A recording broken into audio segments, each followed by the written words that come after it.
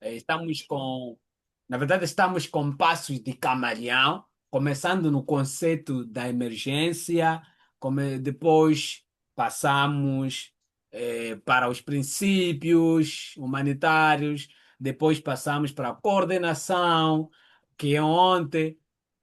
Finalmente, hoje vamos abordar sobre a proteção e apoio às comunidades, tendo em conta que a proteção é uma área que coordena as outras áreas, porque é a partir da proteção que identifica-se os problemas e daí que encaminha-se para as outras áreas para poder ter essa intervenção.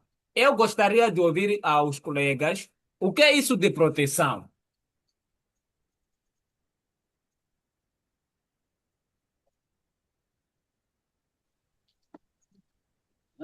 Alô, grupo, boa noite. Boa noite. Bem, para mim, né, proteção são medidas para garantir a segurança e o bem-estar das pessoas. Ok. Mais um colega? Fernandes? Sim, Formador? Sim, boa noite, colegas, boa noite, docente. Refere-se mesmo à defesa e à segurança da comunidade frente a riscos físicos, sociais ou ambientais, que englobam segurança pública, segurança social, segurança ou proteção social, proteção ambiental e a saúde pública. Ok. Mais alguém? sim, formador. Olá. Sim, proteção significa garantir a segurança e dignidade de pessoas afetadas por crise, isto é, protegendo as pessoas de violência, abuso ou exploração. É tipo criar um ambiente seguro para que as pessoas possam viver sem medo. Ok. Obrigado. Mais alguém?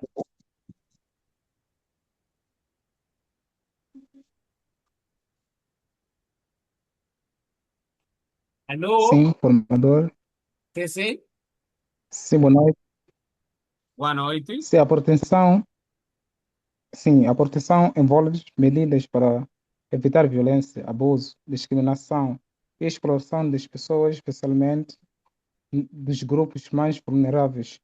Isso, isso quer dizer as crianças, mulheres, idosos e pessoas com deficiências. Ok.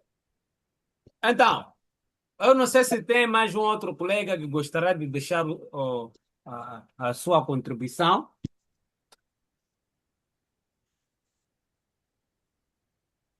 Exatamente como o colega estava aqui afirmando, quando nós falamos de proteção, para aqueles que já participaram de formações de proteção, eles ainda se lembram que a proteção ela pode ser definida normalmente em duas palavras, né? Em linhas gerais, se pudermos falar, por exemplo, de um específico tipo de proteção.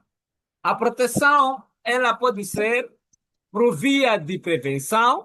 A prevenção porque existem vários tipos de vulnerabilidade que nós identificamos ao nível da comunidade. Daí que a proteção vai disseminar mensagens-chave para poder deixar as pessoas de uma forma preventiva. A outra forma de proteger é através da resposta. A proteção vai dar a resposta para situações de vulnerabilidade que aquelas pessoas acabaram de sofrer, né? E essa resposta vai ser diretamente pelas pessoas vulneráveis. Por isso que sempre nós dizemos que a proteção, quando descobre que se existe uma emergência, as pessoas se deslocaram ou houve inundação, a proteção vai fazer uma avaliação das necessidades e depois a proteção vai dizer, opa, aqui existem crianças vulneráveis, aqui existem mulheres vulneráveis, aqui existem idosos vulneráveis, aqui existem pessoas com deficiência. E essas pessoas precisam do nosso suporte. Não sei se estamos juntos aqui.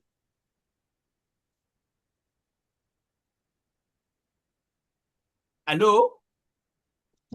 Estamos, docente, estamos. Por isso mesmo, a proteção, enquanto dá a resposta, que é essa questão de avaliação e convidar as outras áreas para fazerem a distribuição, a proteção começa a trabalhar com as pessoas, exatamente que, por exemplo, sofreram de VBG, porque já deu a liberdade às outras áreas para fazerem a distribuição. Às vezes, a proteção acaba sendo como uma advocacia. Por quê? Se dentro de um projeto de distribuição existe um beneficiário que não foi incluso dentro da lista de distribuição, a proteção pode dizer que essa pessoa assim, está na extrema vulnerabilidade. Daí que é interessante que haja a inclusão dessas pessoas. Então, a proteção vai garantir toda essa coordenação com outras áreas humanitárias. Por isso que, quando você trabalha na proteção, você fica como se fosse um advogado. Porque todos os problemas que vão ser respondidos ao nível da comunidade começam na proteção, que é essa identificação. Mas nós temos vários tipos de proteção. Temos essa proteção que lida diretamente com as crianças, que é, por exemplo, algumas crianças que sofrem abuso, algumas crianças que são desacompanhadas, algumas crianças que são separadas. Então, na área, no curso de proteção, nós abordamos diretamente sobre esse aspecto. Por isso, nós dissemos que a proteção de grupos vulneráveis busca garantir a segurança, a dignidade para todos, sobretudo grupos prioritários, que são crianças, mulheres, idosos, pessoas com deficiência. E esse grupo enfrenta maior risco durante a emergência. Por que se diz que esse grupo enfrenta maior risco durante a emergência? Alguém poderia dar resposta?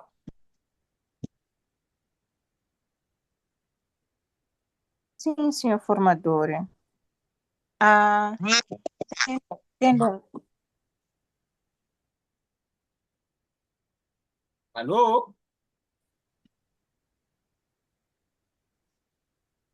Alô? Alô?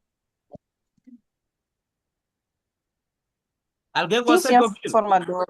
Sim, sim. Sim, sim, sim. Ah, eu vou dizer, colega Eldino,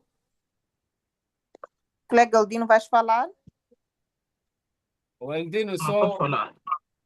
costuma ligar o microfone, depois ele não sabe que ligou. Aí vocês podem procurar aqui para eu ligar. Irene, se pode avançar. Ok. Sim, dizes que esse ícone é maior risco durante a emergência, por quê?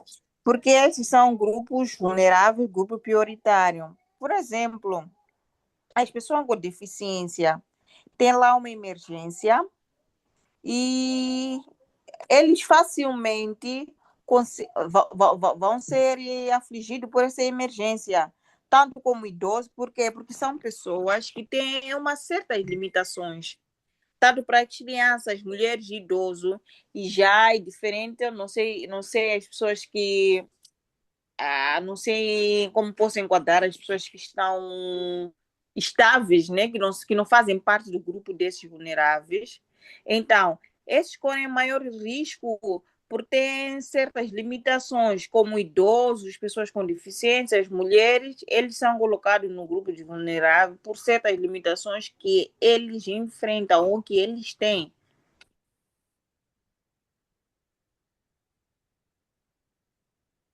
Ok. Então, exatamente como aqui a colega estava a dizer, que por causa da sua extrema vulnerabilidade, este grupo se é considerado como sendo o grupo vulnerável. Agora, nós, no âmbito humanitário, temos aquilo que nós chamamos de apoio psicossocial. E eu gostaria, de saber, porque apoio psicossocial faz parte da área de proteção à criança. Está dentro da área de proteção, não a criança, mas a área de proteção no geral. Agora, gostaria de ouvir o que é apoio psicossocial. Alguém aí?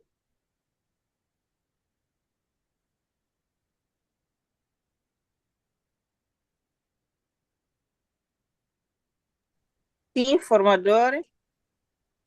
Sim, sim. Sim. O apoio psicossocial. O apoio psicossocial é um suporte emocional e psicológico para as pessoas que passaram por um trauma, um estresse ou uma perda. Este apoio vem para ajudar a lidar.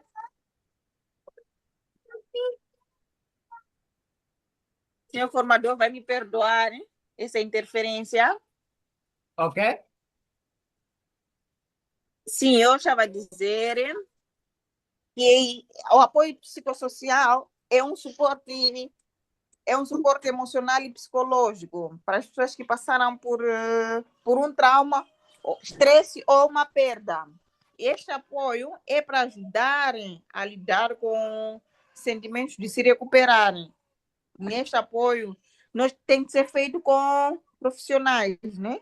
Isso inclui um apoio de profissionais ou umas atividades que promovem bem-estar. Ok, Fernandes, obrigado, Ren. Sim, o apoio psicossocial é um tipo de assistência que combina cuidados emocionais, psicológicos e sociais para ajudar indivíduos e comunidades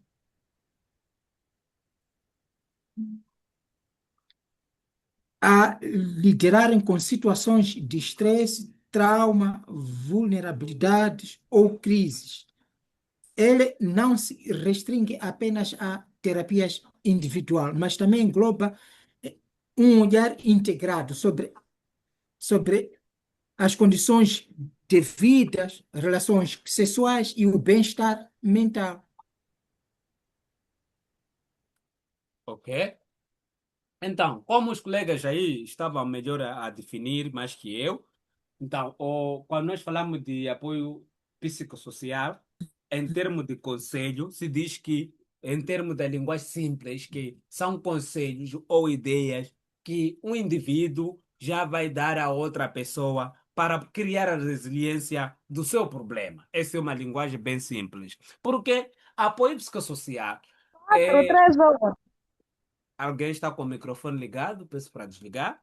Então, o apoio psicossocial, além de ser dado por um técnico clínico, mas também pode ser dado com alguém simples que acha que tem pelo menos a capacidade, algumas estruturas para poder dar, quer dizer, ajudar alguém a ultrapassar os seus problemas.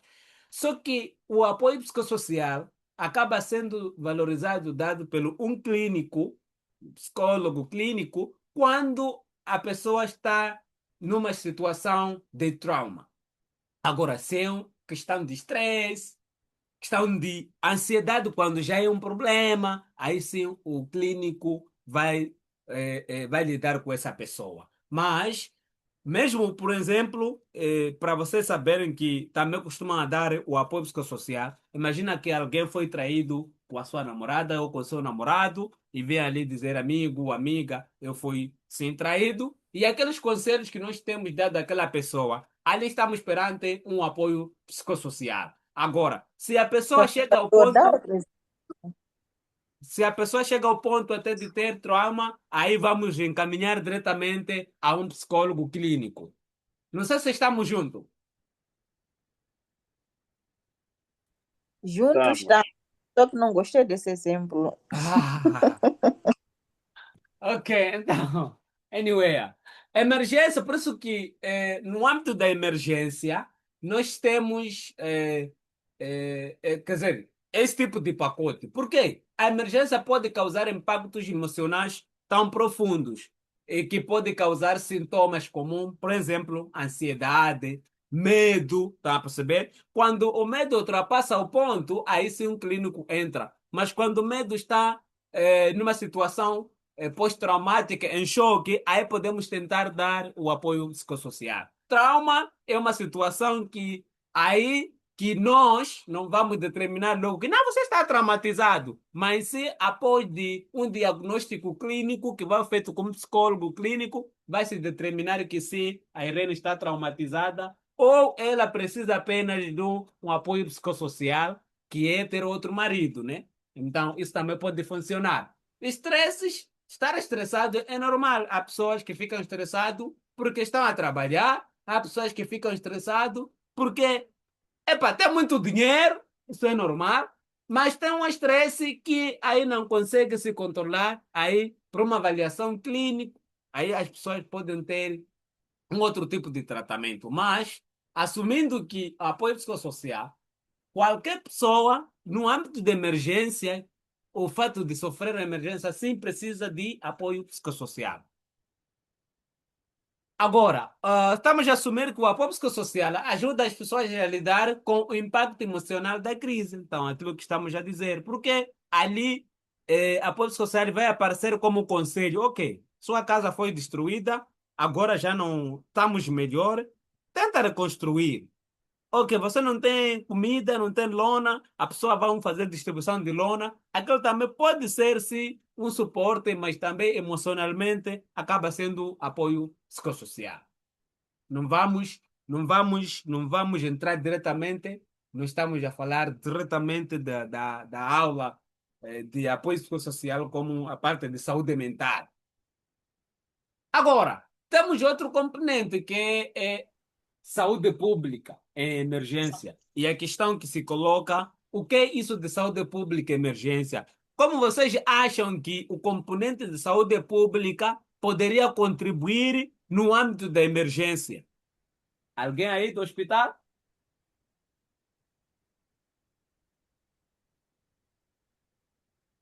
Não temos enfermeiras aqui? Esse é mim.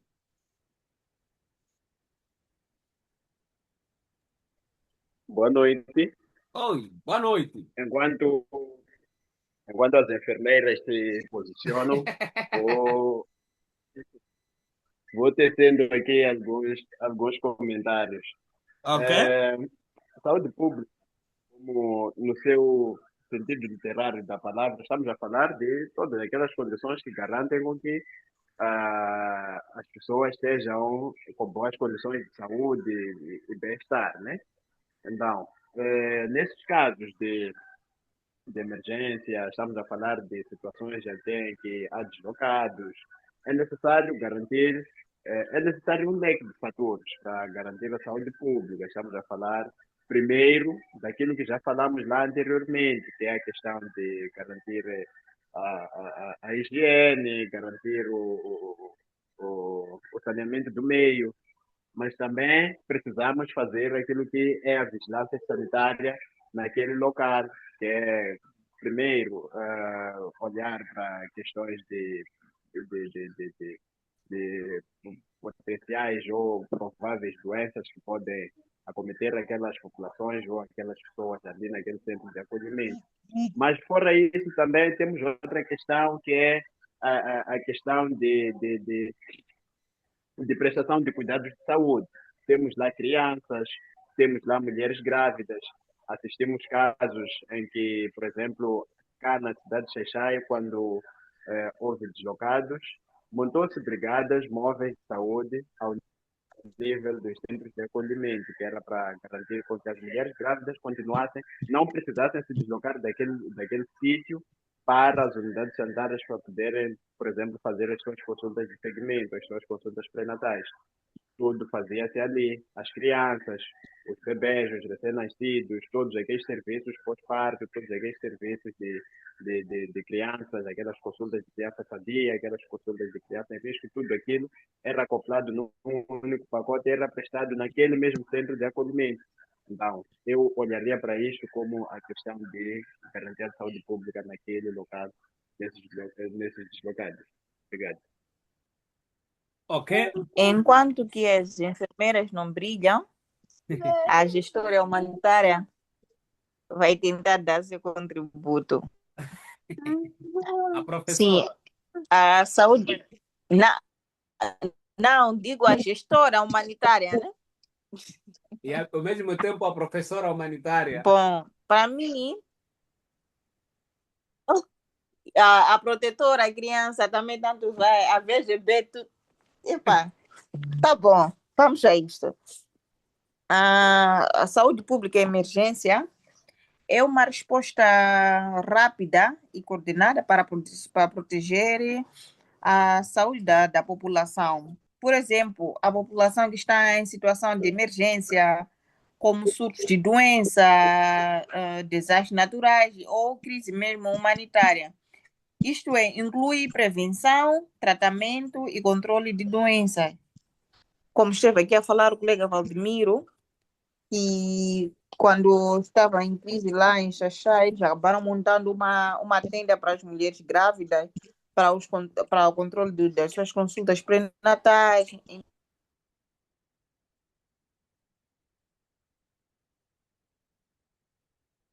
Ih, fugiu?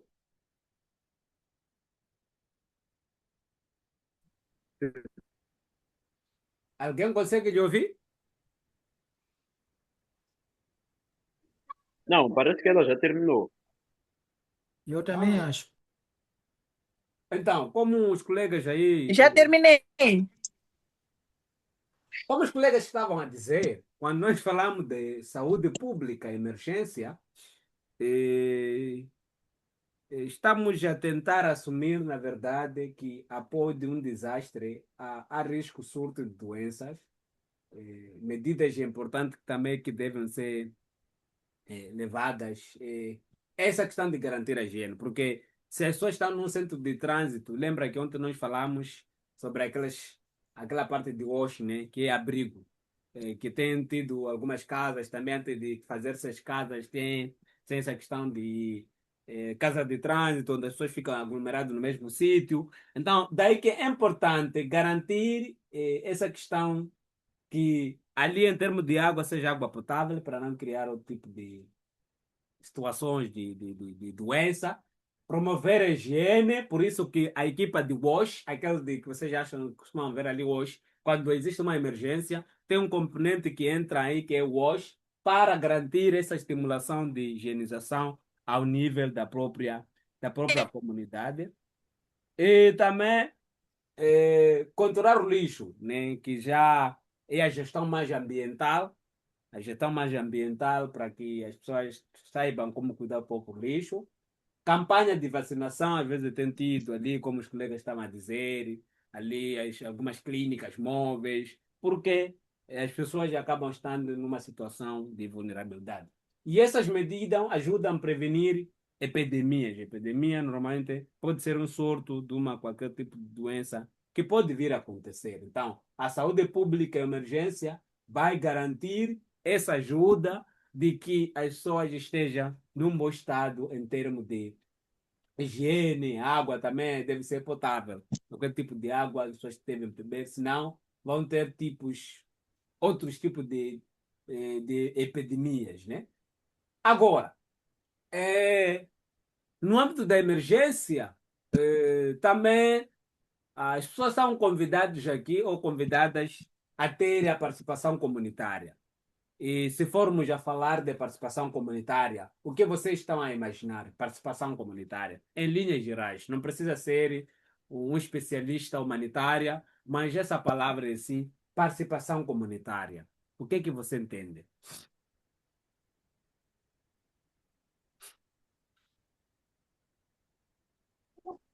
A participação comunitária, para mim, é quando a comunidade em si, de forma de consegues me ouvir? Claramente, mesmo que eu não responda. Alô? Não, mas Consigo todos ouvir. conseguimos ouvir. Ok, obrigada. Então, para mim, a participação comunitária é quando as comunidades são envolvidas nas atividades, né? Por exemplo, numa determinada comunidade, há lá uma atividade, então a comunidade tem de participar, né? Isto é, afeta toda a comunidade, não só a um determinado grupo que veio para dar uma determinada palestra, mas a comunidade em si participa também, como por exemplo, campanha como posso dizer, estamos a fugir aqui na Beira Fazem Mundo, a limpeza, né? Limpeza de praia ou limpeza de valas de drenagem. Então, a comunidade toda participa. É como dar voz e poder às pessoas, né? De resolverem os problemas da comunidade. Ok. Outra pessoa? Estaríamos, em outras palavras, a dizer que participação comunitária, estamos a falar exatamente do engajamento comunitário. Estamos a empoderar a comunidade, né? Para que ela tome parte ativa de uma determinada atividade. Já estava aqui a colega Irena a dar um exemplo de limpeza de praias. Imaginemos que estamos agora num processo de, de, de, de evacuação, por exemplo, de uma zona que está sendo afetada. Então, para além de termos somente os atores comunitários a trabalhar nessas atividades, atores comunitários não, humanitários a trabalhar nessas atividades, podemos também dar espaço a alguns prováveis voluntários que quiserem participar, que é para poderem ajudar nesta questão de proteção, por exemplo, de grupos vulneráveis, ajudar os idosos, ajudar as crianças, as mulheres grávidas e por aí em diante. Ok. Exatamente, né? Como os colegas aqui melhor estavam a falar do que eu, quando nós falamos de participação comunitária, nós estamos a dizer que as comunidades devem participar da resposta humanitária. E se as comunidades participam da resposta comunitária, estamos a dizer que, na verdade, isso envolve os líderes comunitários, respeitar a cultura local, mobilizar voluntários, como os colegas aí estão a dizer, e a participação comunitária vai estabelecer a resiliência das comunidades. Porque não é só, por exemplo, se eu for contratado para ir trabalhar em Gaza, se eu for contratado para ir trabalhar na Beira, qualquer sítio que seja, anywhere, se eu vou lá, por exemplo, eu vou fazer atividades, eu não posso só fazer sozinho. Eu tenho que engajar algumas pessoas da comunidade. Por quê? Porque eu depois vou sair. E aquelas ideias, estratégias que eu vou ensinar, então a comunidade acaba estando resiliente, né? Acaba tendo essa capacidade de querer querer suportar um tipo de problema que eventualmente pode acontecer. Quer dizer, aliás, é um empoderamento. Por isso que nos tipos de engajamento temos engajamento empoderado, onde que a ONGs, existem aquelas organizações que, quer dizer, em vez de implementar as atividades, eles empoderam as organizações, não, as comunidades, e eles ficam como pessoas facilitadores apenas. Então, nos tipos de engajamento também temos esse tipo de parte em que, em vez de você de poder implementar a atividade, você vai dizer à comunidade para implementar e você só vai facilitar, controlar. Então, que essa parte da participação comunitária é interessante no âmbito da emergência, porque a ideia é deixar um conhecimento para a própria comunidade. Quando chega essa hora, somos bons amigos, temos esse exercício, né? Uma família perdeu tudo após um ciclone. E os participantes devem discutir necessidades da família, forma de apoio, serviços que devem ser ativados. Acho que é fácil, né, essa questão.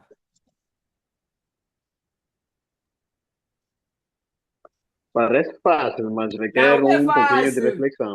Olha, especialistas humanitários. Então, desde na segunda-feira estamos a falar assuntos de gestão de emergência, gestão de emergência. E o senhor perdeu tudo. após um ciclone. Né? Agora a questão é qual é a necessidade dessa pessoa, né, como família? A forma de apoiar, tivemos várias áreas que nós falamos aqui. Serviços que podem ser ativados. Essa é moleza. Então, esse é o nosso exercício. Uhum. E lembrando que até poderia ser discutido aqui, mas eu prefiro sempre vos mandar. Por quê? Quando você escreve, você também tem a possibilidade de fazer uma outra leitura. E aquilo que você manda para mim sempre fica contigo. E no final de tudo, quando começares a rever todos os exercícios, você já tens mais um outro conhecimento adicional. Porque nós chamamos esse aqui estudo de caso. Se for a perceber, é que são as mesmas situações que vamos encontrar no campo. E aí, como humanitário, você vai, imagina lá, um dia, querer responder uma emergência e vais encontrar um senhor que perdeu tudo. Mas você já tinha resolvido um caso idêntico, apesar que na proteção nós dissemos, cada caso é um caso. Mas você, pelo menos, terá uma estratégia de como iniciar e resolver aquele tipo de problema. Canimambo. Formador, sim, boa noite, formador e colegas. Formador, eu gostava de saber muito sobre o Coba Colete, né? Eu já tive uma mini informação sobre isso, então eu gostaria de saber da parte do tutor se é para a gente usar por determinado ou mesmo por alguns minutos. Aquele que eu mandei. Sim, sim. Não, aquele é um link para avaliação. Hoje eu posso entrar para fazer a avaliação. Quer dizer, esse é que eu criei para termos feedback. Agora, se você quer um Ah, tu- curso, se quer um curso de como, temos ali um curso aqui dentro de VJL, como monitoria e avaliação de projeto, que a inscrição está em dia. E eu já disse, conhecimento tá não é certo, fácil. tá certo. Obrigado. Mais alguém?